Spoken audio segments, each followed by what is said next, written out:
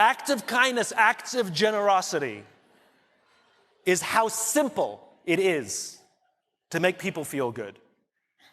I was walking down the streets of New York City, and a guy walking in front of me, his backpack opened and a bunch of paper fell out on the street. I didn't think much of it. I bent down, I gathered up the papers, handed them back to him, and pointed out that his bag had opened. Now, in our bodies, there's a chemical called oxytocin. Oxytocin is responsible for all the warm and fuzzies, unicorns and rainbows. It's responsible for all the warm feelings and connectedness we have with each other. Friendship, love. Huge amounts of oxytocin surge through a woman's body as she gives birth. This is what is responsible for the mother-child bond. Oxytocin binds human beings. There are many ways to get oxytocin. One of them is acts of kindness and acts of generosity. It feels good when we do something nice for someone. It feels good when someone does something nice for us. On this particular day, I did something for someone with no expectation of anything in return. I got a little surge of oxytocin. I felt good.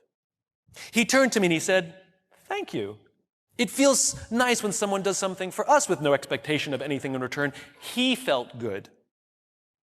I walked to the end of the street. I'm waiting to cross the street.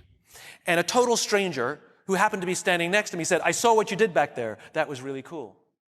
As it turns out, witnessing an act of generosity releases oxytocin, and he felt good.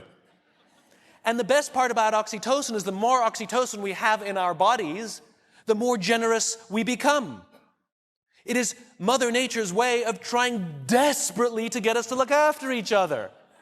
I can guarantee you that that man who witnessed what I did something nice for somebody that day simply because he saw someone do something nice for somebody that day. So what if we commit to do something nice for someone with no expectation of anything in return? Imagine what happens at work. Imagine what happens at home. Imagine what happens with our friends. But it must be genuine.